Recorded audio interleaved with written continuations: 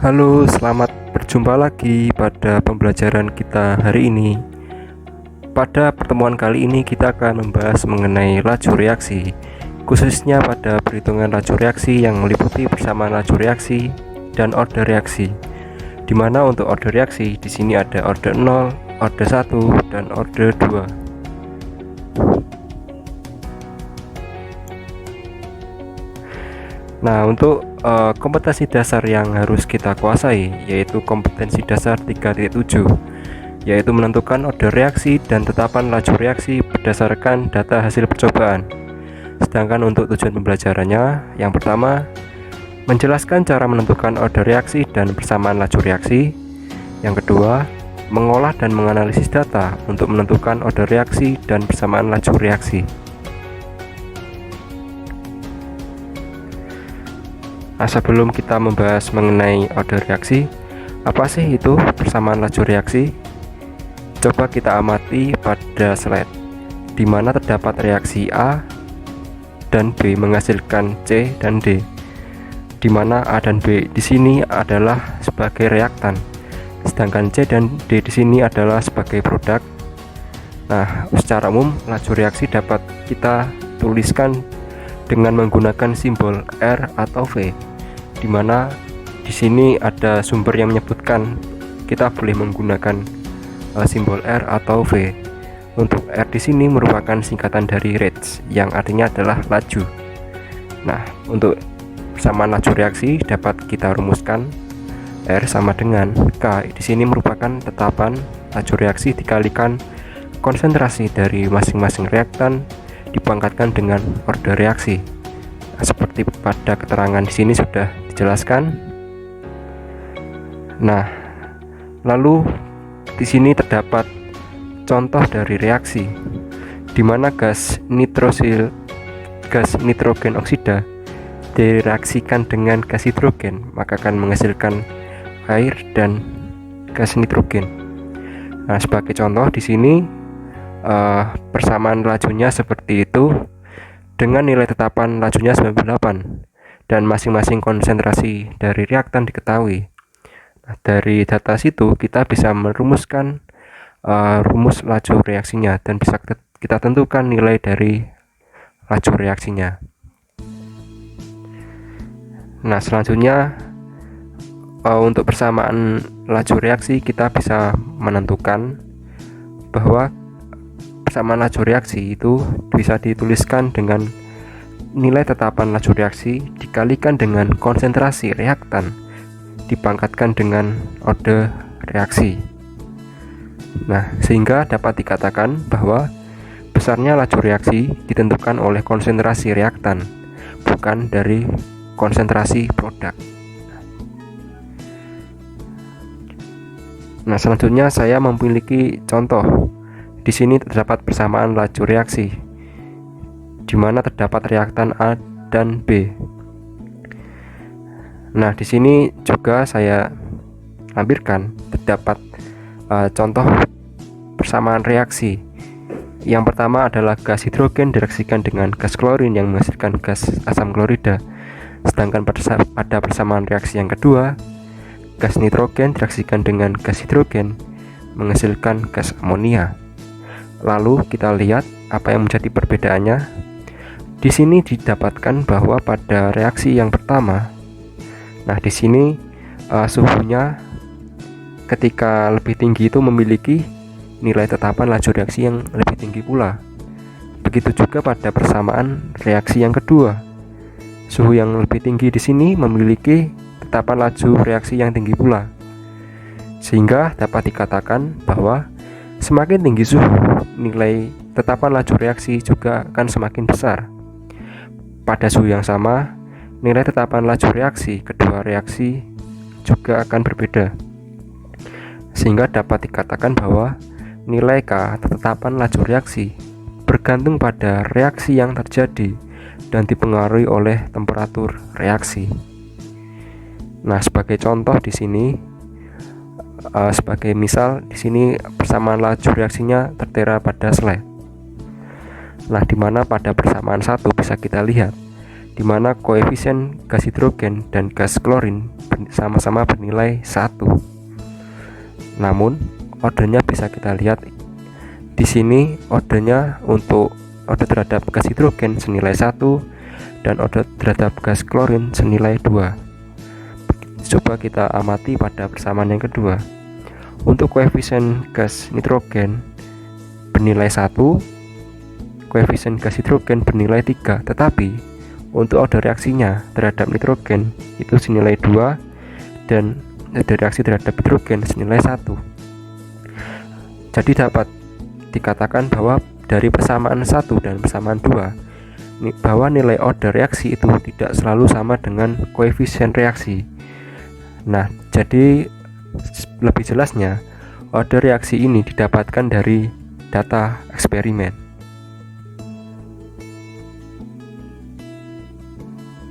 Selanjutnya kita beralih ke order reaksi. Nah, order reaksi itu menunjukkan pengaruh konsentrasi reaktan terhadap laju reaksi, di mana order reaksi ini dibedakan menjadi 3, yaitu ada order 0, order 1, dan juga ada order 2. Di mana untuk masing-masing order di sini memiliki grafik reaksi yang berbeda. Sebagai contoh di sini saya memiliki senyawa gas amonia di mana gas di sini terurai menjadi gas nitrogen dan gas hidrogen. Nah, lalu bagaimana maksud dari order 0 itu sendiri? Nah, order 0 itu sendiri maksudnya adalah apabila kita mengubah konsentrasi reaktan bisa menambahkan atau mengurangi konsentrasi, maka tidak berpengaruh terhadap laju reaksi, sehingga grafiknya ini lurus seperti ini. Nah, sedangkan bagaimana untuk order 1? Nah, untuk order 1 ini maksudnya apabila kita semisal menambahkan konsentrasi reaktan menjadi lebih banyak 2 kali, maka lajunya akan meningkat 2 kali lebih cepat, sehingga dapat disimpulkan bahwa order reaksi 1 ini apabila kita menambahkan konsentrasi, maka lajunya meningkat sebanyak n⁻⁴. Nah, lalu bagaimana dengan order reaksi 2? Untuk order reaksi 2 ini menginformasikan bahwa apabila kita menambahkan konsentrasi, semisal kita menambahkan 2 kali, maka lajunya akan meningkat sebanyak 2⁻², sehingga lajunya meningkat 4 kali, sehingga dapat dirumuskan bahwa untuk order 2 ini apabila kita mengubah konsentrasi, maka lajunya akan meningkat sebanyak n². Nah, seperti itu. Nah, lalu bagaimana dengan satuan dari tetapan laju reaksi? Nah, di sini saya memiliki sebuah contoh di mana terdapat reaksi A menjadi B yang menghasilkan persamaan lajunya seperti ini.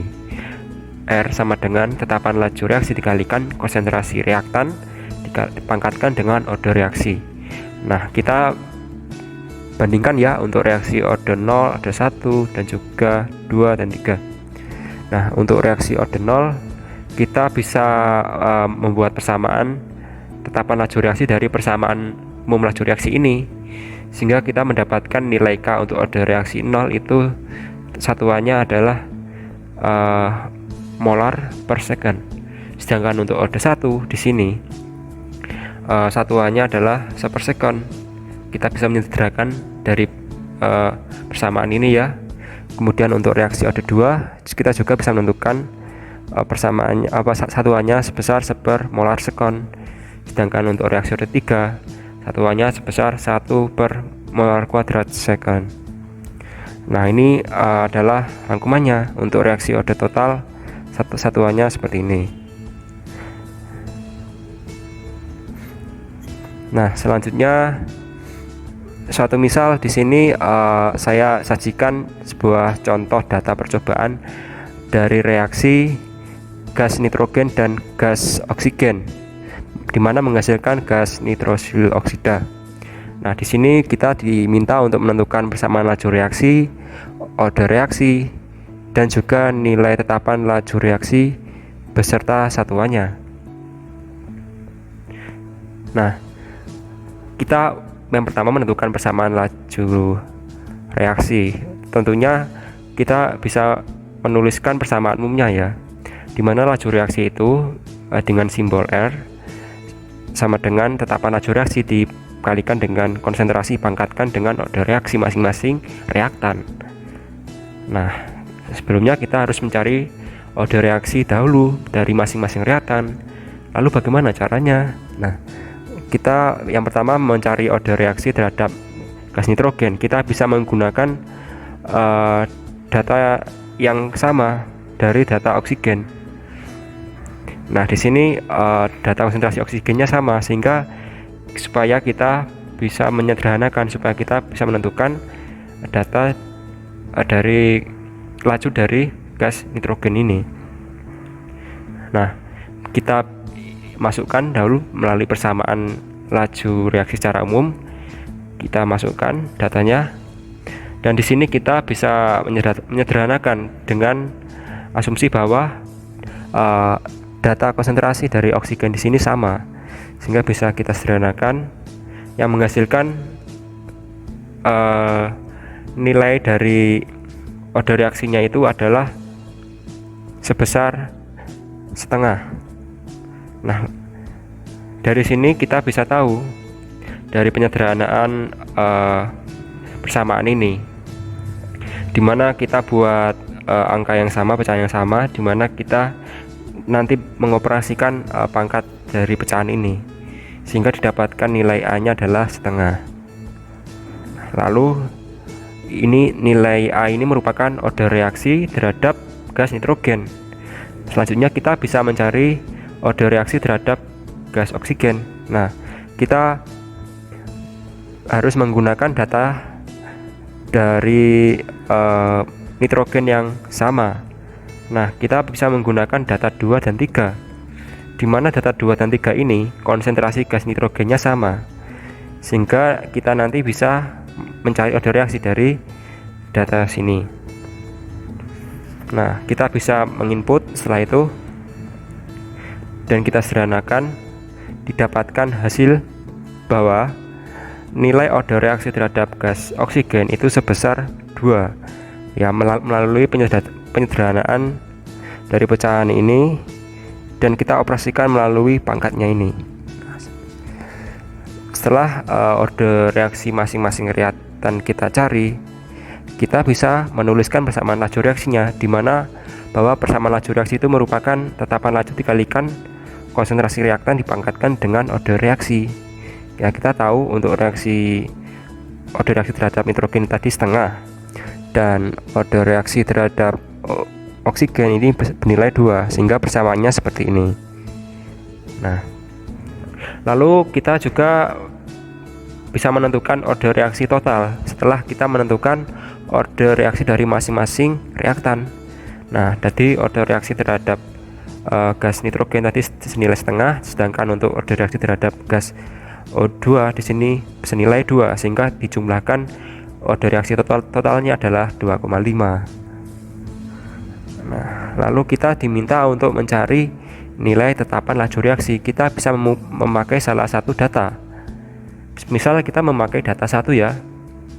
Nah, di sini kita masukkan persamaan umum laju reaksinya. Nah, di sini kita sudah masukkan order reaksi dari masing-masing reaktan.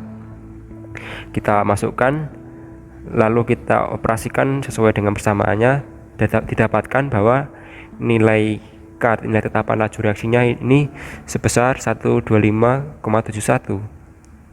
Lalu bagaimana dengan satuannya?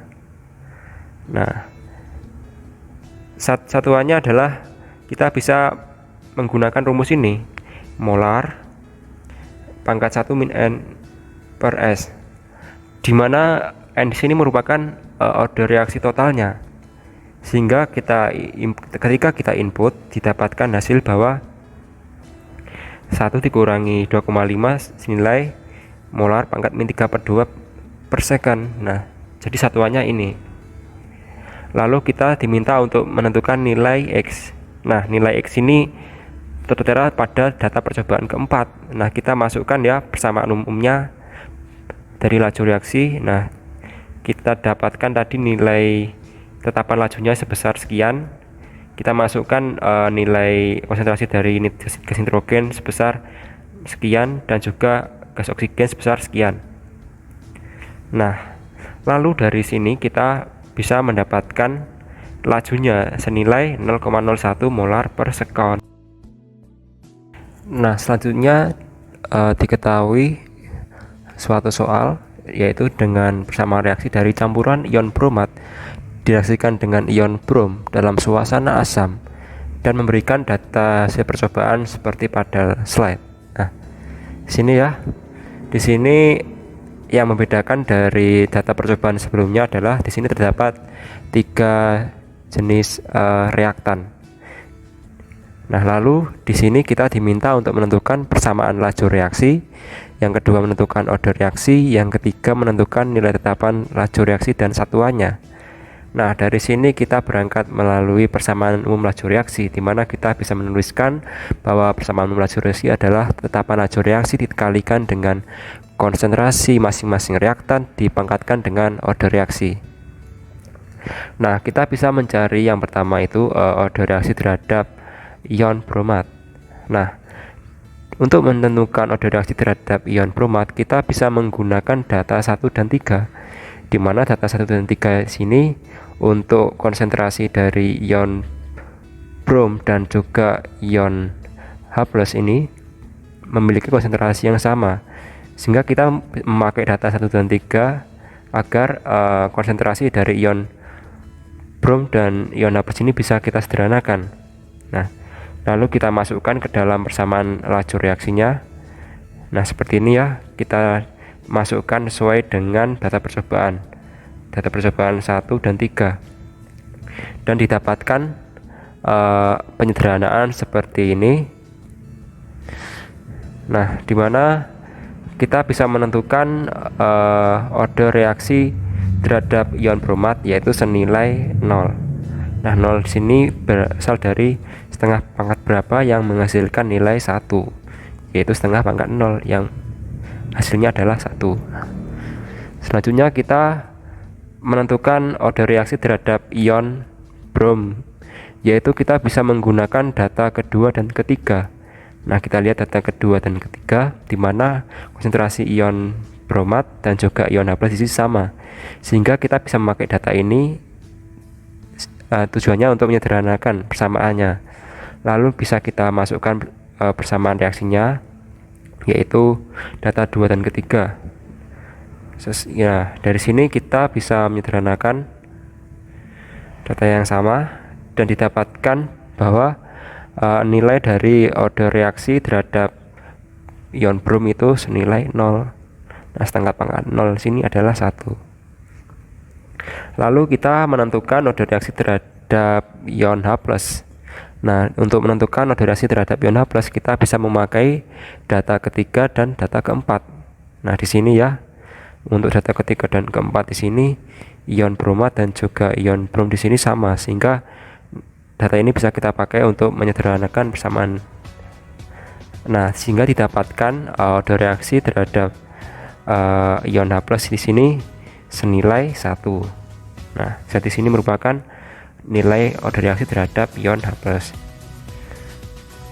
Nah, setelah kita menentukan order reaksi masing-masing, kita bisa menentukan persamaan lajunya dengan memasukkan ke persamaan laju reaksinya. Nah, di sini kita sudah masukkan di mana untuk order dari ion bromat dan juga ion brom di sini masing-masing senilai 0, sehingga bisa kita tidak menuliskannya, dan didapatkan penyederhananya adalah lajunya persamaannya seperti ini. R sama dengan tetapan laju reaksi dikalikan konsentrasi H+.